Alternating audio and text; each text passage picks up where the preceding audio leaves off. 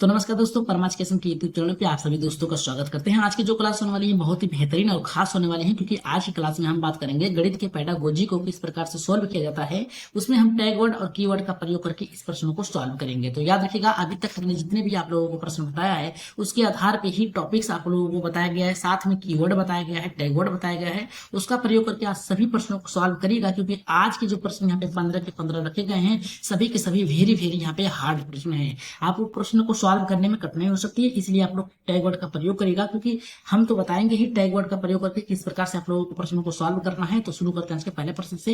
लेकिन आगे बढ़ने से पहले बता दें कि जितने भी लोगों ने अभी तक हमारे चैनल को सब्सक्राइब नहीं किया तो सब्सक्राइब करके एक बार शेयर कर दीजिए अपने अपने ग्रुप में। साथ में टेलीग्राम चैनल को ज्वाइन कर लीजिएगा, वहां से आप लोगों को पीडीएफ मिल जाएंगे। टेलीग्राम का लिंक आप लोगों को डिस्क्रिप्शन में मिल जाएगा, या फिर व्हाट्सएप में जुड़कर आप पीडीएफ प्राप्त कर सकते हैं क्लास के बाद। शुरू करते हैं आज के पहले प्रश्न से। सभी प्रश्नों को हम लोग टैग वर्ड और कीवर्ड के आधार पर ही सॉल्व करेंगे। तो सबसे पहले यहाँ पे देखिए, सबसे पहले आज के ये पहला प्रश्न जो है ये पॉजिटिव प्रश्न है। तो पॉजिटिव आपको प्रश्न में ऑप्शन में खोजना है। तो पहला करा है कि नीचे दिए गए कौन सा विकल्प उस स्थिति को सर्वश्रेष्ठ रूप में प्रस्तुत करता है जहां शिक्षक गणितीय संकल्पनाओं को बच्चों के पूर्व ज्ञान, याद रखिएगा, पूर्व अनुभव या फिर पूर्व ज्ञान के साथ जोड़ते हुए उन्हें नया ज्ञान यानी नए ज्ञान को अर्जित करने के लिए प्रेरित करता है। तो ये पॉजिटिव है, आपको खोजना है। तो पॉजिटिव आप खोजेंगे। तो पहला यहाँ पे कह रहा है कि शिक्षक गणित के नियमों को कक्षा में शब्दांश पढ़ाता है और छात्रों को वो दोहराने के लिए कहता है। दूसरा हमारा कह रहा है कि शिक्षक छात्रों को परिभाषा पहले देता है, उसके बाद प्रश्नों को हल कराता है। तीसरा कह रहा है कि शिक्षक छात्रों के स्थानीय परिवेश में उदाहरण देकर स्वयं से यहाँ पे गणितीय नियमों बनाने के अवसर देता है। चौथा कह रहा है यहाँ पे शिक्षक प्रतिदिन बोर्ड पर प्रश्न हल कराता है और छात्रों से उसे कापी पर लिखने के लिए या फिर उतारने के लिए कहता है। तो इसका राइट आंसर किसके साथ जाएगा? अगर हम टैग वर्ड का प्रयोग करें तो सबसे पहले यहाँ पे देखिए नियम की बात किया है, शब्दांश को पढ़ाता है और छात्रों को दोहराने की बात कर रहा है, ये आपका निगेटिव जाएगा। दूसरा हमारा कह रहा है कि छात्रों को परिभाषा पहले देता है, उसके बाद प्रश्न को हल करता है, यानी पहले करना चाहिए फिर परिभाषा ये देता है। लेकिन यहाँ पे देखिए तीसरा कह रहा है कि शिक्षक छात्रों के स्थानीय परिवेश यानी उसके परिवेश में, उसके आसपास में क्या घटित घटना है उसको उदाहरण देता है, फिर स्वयं से गणितीय नियम बनाने के अवसर देता है। अवसर देना आपका एक पॉजिटिव है, साथ में उदाहरण दे रहा है। इसके बाद में यहाँ पे स्थानीय परिवेश का भी प्रयोग कर रहा है, यानी उसके आसपास में क्या पहले वो सीखा है उसका प्रयोग करने के लिए कर रहा है। और चौथा कर रहा है शिक्षक प्रतिदिन बोर्ड पर केवल प्रश्न लिखता है और छात्रों को उतारने के लिए यानी दोहराने की बात करता है। तो यहाँ पे पॉजिटिव है तो पॉजिटिव खोजेंगे। राइट आंसर ऑप्शन नंबर यहाँ पे तीसरा सही होगा। आगे बढ़ते हैं, यहाँ पे इसकी व्याख्या क्या है उसको देख लेते हैं। व्याख्या में बताया गया है कि यह संरचनावादी दृष्टिकोण का उदाहरण है जहां शिक्षक छात्रों को उसके अनुभवों के साथ जोड़कर गणित सिखाता है और यह पद्धति दीर्घकालीन समझ को बढ़ावा देता है। अगर हम बात करें दूसरे प्रश्न की, जो कि बहुत ही बेहतरीन है और इसका आंसर आप लोग कमेंट बॉक्स में दीजिएगा। ये करा कि यदि कोई बच्चा जो है 335 प्लस 68 को जोड़ते समय उत्तर यहाँ पे 803 प्राप्त करता है, तो इस संदर्भ में छात्रों को क्या समझाना चाहिए? ये देखिए आपका नेगेटिव पॉइंट है, इसमें आपको नेगेटिव पॉइंट खोजना है। पहला करा यहाँ पे कि बच्चा जोड़ना नहीं जानता, इसलिए वो उसको गणना नहीं कर सकता। अगर जोड़ता नहीं तो इसलिए वो 803 कैसे लिख देता, इस आधार पे ये तो गलत है। दूसरा करा बच्चा अंक पहचान नहीं पा रहा है, दोहराने गिनती सीखने के लिए कर रहा है, ये भी आपका गलत है। पहचान नहीं पाता तो लिखता कैसे? और यहाँ पे तीसरा करा कि यह केवल सावधानी, यहाँ पे असावधानी की त्रुटि है, इसलिए उसे सही उत्तर देने के लिए कहना चाहिए। देखिए असावधानी और त्रुटि और यहाँ पे केवल नेगेटिव पॉइंट है, ये भी गलत है। और चौथा हमारा यहाँ पे देखिए क्या कह रहा है, चौथा ये कह रहा है हमारा कि बच्चे संकल्पना को मूल त्रुटि है। ये देखिए कह रहा है कि बच्चे की संकल्पना में कोई मूल त्रुटि है, यानी जोड़ने में कोई कठिनाई है, जिसे खोज कर सुधार हेतु विशेष रणनीति अपनानी चाहिए। राइट आंसर ऑप्शन नंबर यहाँ पे चौथा सही होगा। अगर हम बात करें यहाँ पे तीसरे प्रश्न की, लेकिन उससे पहले व्याख्या दिया गया है, कह रहा कि यह एक गहन संकल्पनात्मक त्रुटि है जिसका तात्पर्य बच्चा जो है उसके अंकों की पद्धति या स्थानीय मान प्लेस वैल्यू की भी समझ नहीं कर पा रहा है। केवल उत्तर बताना पर्याप्त नहीं है, बल्कि सोच की गलती, यहाँ पे गलती को समझना भी आवश्यक होता है। अगर हम बात करें यहाँ पे नेक्स्ट प्रश्न की, जो कि बहुत ही बेहतरीन है, तीसरा प्रश्न ये देखिए हमारा क्या जा रहा है कि नीचे दिए गए कौन सी यहाँ पे शिक्षण पद्धति वास्तविक जीवन की स्थितियों को गणितीय अवधारणा को जोड़ने में सर्वोत्तम उदाहरण मानी जाती है। पहला कर रहा है हमारा कि शिक्षक गणितीय सूत्रों को बोर्ड पर समझाता है और अभ्यास कराता है। दूसरा कर रहा है कि शिक्षक बाजार से लाए गए फलों की मदद से जोड़ घटाना और गुणा के वास्तविक उदाहरण बच्चों को यहाँ पे करवाता है। और तीसरा करा कि शिक्षक बच्चों को गणित की परिभाषा कंठस्थ करने को कहता है। कंठस्थ करना आपका नेगेटिव पॉइंट है, काट दीजिएगा। शिक्षक परीक्षा के उद्देश्य में से केवल पुराने प्रश्नों पर ही ध्यान करता है, केवल यहाँ पे नेगेटिव पॉइंट है, काट दीजिएगा। बचा आपका पहला और यहाँ पे दूसरा। तो अगर हम बात करें तीसरे प्रश्न की, तो यहाँ पे देखिए सूत्रों को लिखने की बात कर रहा है, नियम की बात कर रहा है, जो कि आपका 6 से लेकर 8 तक के बच्चों के लिए जाएगा। और यहाँ पे कह रहा है शिक्षक बाजार से लाए गए यहाँ पे फलों की मदद से जोड़ घटाना सिखा रहा है। राइट आंसर ऑप्शन नंबर यहाँ पे दूसरा सही होगा। अगर हम बात करें इसकी व्याख्या की, तो व्याख्या में देखिए बताया गया है कि यह अनुभवात्मक और व्यवहारिक अधिगम को सर्वोत्तम उदाहरण है। वास्तविक जीवन की परिस्थितियों में बच्चों की गणितीय समझ को गहराई देती है। आगे बढ़ रहे हैं यहाँ पे नेक्स्ट प्रश्न पे, जो कि आपका चौथा प्रश्न है। अगर क्लास बेहतर लग रही है तो एक बार सब्सक्राइब कर लीजिएगा, साथ में लाइक करना ना भूले। जितने भी लोगों ने देखा है अभी तक क्लास को लाइक नहीं किया तो लाइक कर दीजिएगा ईमानदारी से। करा कि एक बच्चा कहता है कि किसी भी संख्या में जीरो की गुणा करने पर वही संख्या आती है। इस कथन के आधार पर शिक्षक को प्राथमिक जिम्मेदारी क्या होगी? शिक्षक की जो प्राथमिक जिम्मेदारी क्या होगी, यानी पहला कर्तव्य क्या होगा? पहला करा कि बच्चों को फेल घोषित कर देना चाहिए, नेगेटिव पॉइंट है, काट दीजिए। उसे उत्तर रटवाना चाहिए, नेगेटिव पॉइंट है, काट दीजिएगा। उसे उदाहरण देकर यह सिद्ध कराना कि जीरो से गुणा का नियम अलग है, या फिर कह रहा है यहाँ पे देखिए हमारा इस त्रुटि के नजरअंदाज कर देना चाहिए, क्योंकि नजरअंदाज नहीं करना, त्रुटि का विश्लेषण करके उसे ठीक करने का प्रयास करना चाहिए। बचा हमारा यहाँ पे तीसरा सही है। आगे बढ़ यहाँ पे इसकी व्याख्या पे, व्याख्या में देखिए क्या बताया गया है।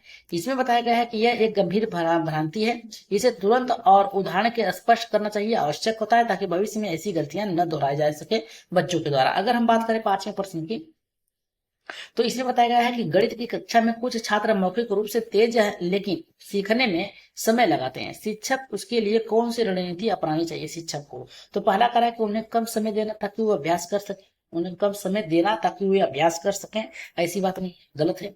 दूसरा करा है कि उन्हें बाकी बच्चों से अलग नहीं बैठाना है, ये भी गलत है। उनके वैकल्पिक आकलन की योजना बनाना, अधिगम गति के अनुसार सहयोग देना, यही आपका राइट आंसर होगा तीसरा। चौथा करा कि उसे अधिक यहाँ पे कह रहा परीक्षा में अधिक अंक देने से मना करना, ये भी गलत है। तीसरा आपका सही होगा। अगर हम व्याख्या की बात करें तो इसमें कह रहा है कि इंडिविजुअल जो डिफेंस है, इससे समझ में वैकल्पिक मूल्यांकन का सहयोग कर देना समावेशी शिक्षा के अंग के या फिर हिस्सा के अंतर्गत आता है। अगर हम बात करें छठे प्रश्न की, तो कह रहा है कि आकलन केवल परिमाण जानने के लिए नहीं बल्कि सीखने के मार्गदर्शन के लिए होना चाहिए। यह कथन किस प्रकार से मूल्यांकन की ओर संकेत करता है? पहला करा संकल्पात्मक मूल्यांकन, जो कि नहीं हो सकता। दूसरा योगात्मक, नहीं हो सकता। अधिगम हेतु मूल्यांकन एकदम सही, सीखने के लिए होना चाहिए। ऑप्शन नंबर यहाँ पे तीसरा सही होगा, वार्षिक मूल्यांकन नहीं होगा। यहाँ पे आगे बढ़ते हैं, यहाँ पे व्याख्या में देखिए बताया गया है कि यह असेसमेंट जो है लर्निंग या फिर कह सकते हैं अवधारणा है, जिसे मूल्यांकन का उद्देश्य यहाँ पे छात्रों को सिखाने में सहायक करना होता है, केवल स्कोर देना नहीं होता। अगर हम बात करें यहाँ पे 7वें प्रश्न की, जो कि बहुत ही बेहतरीन है, ये करा कि यदि शिक्षक बच्चों को एक ही प्रश्न 2-3 तरीकों से हल करने के लिए कहता है, तो ये देखिए खुले अंत वाले प्रश्न होंगे, आपको पॉजिटिव खोजना। पहला करा बच्चों को भ्रमित करना होता है, गलत। यहाँ पे उत्तर की विविधता दिखाना, देखिए विविधता दिखाने की बात कर रहा है, जो कि गलत है, अलग अलग नहीं हो सकता, एक ही उत्तर होगा। तीसरा करा गणितीय सोच में लचीलापन और वैकल्पिक मार्गों की समझ को विकसित करना होता है, राइट आंसर आपका तीसरा होगा। परीक्षा में ज्यादा अंक नहीं होना चाहिए, वैकल्पिक मार्गों का यानी अलग अलग तरीकों से सॉल्व करने का तरीका होना चाहिए। यहाँ पे देखिए क्या कर रहा है, गणितीय लचीलापन बच्चों की रचनात्मक समझ और आत्मविश्वास को बढ़ावा देता है। फ्लेक्सिबिलिटी होनी चाहिए, याद रखिएगा, जो किसी प्रकार से मिल सके। इसका आंसर आप लोग कमेंट बॉक्स में देंगे और इसमें आपको खोजना है नेगेटिव पॉइंट, ठीक। 8वां प्रश्न है, इसको आप नेगेटिव पॉइंट में खोजेंगे कौन सा नेगेटिव पॉइंट है, और इसका आंसर आप लोग कमेंट बॉक्स में देंगे और बताएंगे इसका आंसर क्या होगा। ये कह रहा है कि यदि कक्षा में आधे से अधिक विद्यार्थी एक ही प्रकार की गणना में बार बार त्रुटि कर रहे हैं, तो इसका उपयुक्त कारण क्या होगा? तो पहला कहा कि छात्रों पर ध्यान नहीं देना। दूसरा कहा कि प्रश्न कठिन होते हैं। तीसरा कहा कि शिक्षण विधि या अवधारणा में कुछ खामी है जिसे सुधारना चाहिए। और चौथा कहा कि पाठ्य पुस्तक में गलती होगी। सबसे पहले आप प्रश्न पढ़िए। प्रश्न में ये कहा कि यदि कक्षा में आधे से अधिक विद्यार्थी, मतलब मान लीजिए यहाँ पे 4 बच्चे हैं, तो इसमें से 3 बच्चे जो है यहाँ पे गलतियां कर रहे हैं, यहाँ पे प्रकार की एक ही प्रकार की गणना में बार बार त्रुटि कर रहे हैं, और इसका उपयुक्त कारण क्या होगा? यानी 4 में से 3 बच्चे हमेशा गलतियां कर रहे हैं, एक बच्चा सही कर रहा है, लेकिन 3 बच्चों को सुधारना है, तो किस प्रकार से आप सुधारेंगे? तो पहला कहा छात्रों पर ध्यान नहीं देना, प्रश्न कठिन होते हैं, शिक्षण विधि अवधारणा में कुछ खामी है जिसे सुधारना चाहिए, और चौथा करा है कि पाठ्य पुस्तक में गलतियां। इसका आंसर आप लोग कमेंट बॉक्स में दीजिएगा और बताइएगा कि इसका आंसर क्या होगा। अगर हम बात करें 9वें प्रश्न की, तो 9वां प्रश्न बहुत ही बेहतर और खास है। ये करा है कि शिक्षक ने कक्षा में यहाँ पे समरूप त्रिभुज की अवधारणा, समरूप त्रिभुज यानी समान त्रिभुज की अवधारणा सिखाते समय यहाँ पे करा छात्रों से कहा यदि दो त्रिभुजों की सभी कोण समान है, मान लीजिए दो त्रिभुज, ठीक, ये जो है समान है, यदि आकृति उलट दी जाए, यानी करा कि आकृति उलट दी जाए, ठीक है, उलट दी जाए तब भी क्या समरूप मानी जाएगी। इस स्थिति में शिक्षक को क्या करनी चाहिए? पहला करा कि छात्रों को उत्तर न देकर चुप रहने के लिए करना चाहिए, ये गलत है। दूसरा करा छात्रों को निर्देश नहीं दे सकते हैं, इतना आप लोग क्या करिएगा, याद रखिएगा, रटना भी नहीं, गलत है। तीसरा करा कि छात्रों के तर्क विचार करते हुए उसे आकृति बनाकर समझाने के लिए प्रेरित करना चाहिए। ऑप्शन नंबर यहाँ पे तीसरा सही होगा। चौथा करना छात्रों को यह कहना कि ये विषय से भटक रहे हैं, ये भी गलत है, विषय से भटक रहे हैं, गलत है। राइट आंसर तीसरा सही होगा। यहाँ पे देखिए क्या कह रहा है कि यह एक प्रश्न छात्र की गहराई सोच क्षमता को दर्शाता है। शिक्षक को एक्सप्लोरेटरी और अप्रोच याद रखिएगा बनाते हुए बच्चों को सोचने और प्रयोग करने के अवसर देना चाहिए। आगे बढ़े, यहाँ पे नेक्स्ट प्रश्न है जो कि आपका यहाँ पे 10वां है। इसमें आप लोगों को क्या खोजना है? नेगेटिव पॉइंट खोजना है। यहाँ पे रिमिडायल खोजना है आपको टीचिंग। यहाँ पे पहला करा है कि यदि यहाँ पे गणित में कक्षा में 40% जो यानी 100 है बच्चे, जिसमें से 40% क्या है जो प्रतिशत विषय हैं वो असफल होते हैं, यानी 60% सफल होते हैं और 40% क्या है, असफल हो रहे हैं। तो शिक्षक को सबसे पहले क्या करना चाहिए? तो यहाँ पे देखिए क्या कर रहा है हमारा प्रश्न, ये करा सभी बच्चों को दंडित करना चाहिए, यानी 40% जो बच्चे हैं उन्हें दंडित करना चाहिए, ये तो आपका गलत है। पूरे कक्षा को फिर से यहाँ पे प्रतिशत बढ़ाना चाहिए, भले ही कुछ बच्चों को पहले से ही आता हो आ रहा है तो पढ़ा रहे हैं, फिर से नहीं, उसको फिर से ऐसे पढ़ाना चाहिए जिससे बालक सीख सके। और तीसरा करा कि त्रुटि विश्लेषण कर जिन छात्रों की कठिनाई हो उसके लिए एक शिक्षण योजनाबद्ध बनाना। और चौथा करा कि अभिभावकों को बुलाकर यहाँ पे करा शिकायत करना। तो 10वें का राइट आंसर क्या होगा? पहला होगा, दूसरा होगा, तीसरा होगा, चौथा या फिर 5वां। देखिए इसका राइट आंसर जो अगर हम बात करें तो तीसरे के साथ जाएगा। त्रुटि विश्लेषण यानी क्या त्रुटियां उसका विश्लेषण करेंगे, फिर जिन छात्रों की कठिनाई हो रही है उसके लिए शिक्षण योजनाबद्ध अलग से यहाँ पे करें कि बाल केंद्रित शिक्षक प्रयोग करेंगे या फिर उनकी योजनाएं जो है उसको बदल कर सिखाना चाहिए। अगर हम बात करें इसकी व्याख्या की तो इसमें बताया गया है यह स्पष्ट रूप से रिमिडाइल टीचिंग से आवश्यकता को दर्शाता है। सभी छात्रों को एक जैसा व्यवहार करना समाधान नहीं है, विशिष्ट समस्या पहचान और समाधान जरूरी होता है। अगर हम बात करें यहाँ पे नेक्स्ट प्रश्न जो कि 11वां है, 11वें में हमारा कर रहा है यहाँ पे पॉजिटिव खोजना है, आपको याद रखिएगा, हायर ऑर्डर थिंकिंग खोजना है। कर रहा है यहाँ पे पॉजिटिव शब्द खोजना है। शिक्षक बच्चों को एक स्थिति देता है, आप एक बगीचे के चारों ओर बाग लगाना चाहते हैं जिसकी चारों भुजाएं समान, बाग लगा रहे हैं जिसकी चारों भुजाएं क्या है, समान है। मान लीजिए कुछ, मान लीजिए 2 ये भी, 2 ये भी, 2 ये भी, 2 ये भी, ठीक है, समान है। यदि एक भुजा कितना का है? 8.5 का है, मीटर का है, मीटर का है, ठीक है। तो कुल बाढ़ के यहाँ पे आवश्यकता होगी। इस प्रकार के प्रश्न में क्या है, यानी देखिए यहाँ पे 8.5 गुणे 4 करिए, ठीक, सभी समान है। तो ये क्या है, क्या दर्शाता है, किस सोच को विकसित करता है? पहला करा है केवल गणना कौशल को, गलत है। संख्यात्मक त्रिमिति की बात कर रहा है जो कि गलत है आपका है। तीसरा करा विश्लेषणात्मक अनुप्रयुक्त सोच, क्योंकि आपको उसे देखकर उसके अनुसार आपको सॉल्व करना है। तो राइट आंसर ऑप्शन नंबर तीसरा सही होगा। भाषा समझ की नहीं हो सकती है, राइट आंसर तीसरा सही होगा। अगर हम व्याख्या की बात करें तो व्याख्या में बताया गया कि यह केवल जोड़ गुणा नहीं बल्कि यह स्थिति आधारित विश्लेषण प्रत्याशित अनुमान और अनुप्रयोगात्मक गणित की ओर ले जाता है। अगर हम बात करें यहाँ पे नेक्स्ट प्रश्न की 12वें की, जो कि बहुत ही बेहतरीन और खास हो जाता है क्योंकि इस प्रश्न में आप लोग देखेंगे किस प्रकार से इसका आंसर आता है। कह रहा है कि गणित की कक्षा में एक दृष्टिहीन बालक क्या है, जिसे दिखाई नहीं देता है, ठीक, दिखाई नहीं दे रहा है इस बालक को, ठीक है। तो त्रिभुज की अवधारणा कैसे समझा सकता है ताकि छात्र समुचित रूप से उसे अनुभव कर सके। एक बालक है जो अंधा है, उसे कुछ दिखाई नहीं दे सकता, लेकिन त्रिभुज पढ़ाना है तो आप किस प्रकार से उसे ये अवधारणा देंगे कि बालक समुचित रूप से उसे यानी सही ढंग से सीख सके। तो पहला करा कि त्रिभुज की परिभाषा मौखिक रूप से पढ़कर सुनाना। मौखिक रूप से पढ़ देंगे लेकिन उसे स्थिति का अनुभव कैसे होगा, ये गलत है। नेक्स्ट करा त्रिभुज की आकृति ब्लैक बोर्ड पर बनाकर सबको दिखाना। आप सबको दिखा सकते हैं लेकिन जो अंधा बालक उसे कैसे दिखाएंगे।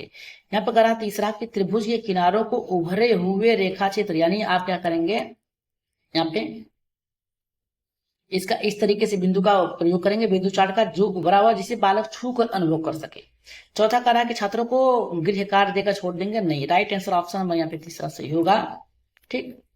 नेक्स्ट प्रश्न पे अगर हम बात करें यहाँ पे करा के समावेशी शिक्षा जो होती है इसका मूल यह है कि सभी छात्रों को विशेष आवश्यकता पर ध्यान देना चाहिए। ये समावेशी शिक्षा के अंतर्गत आता है।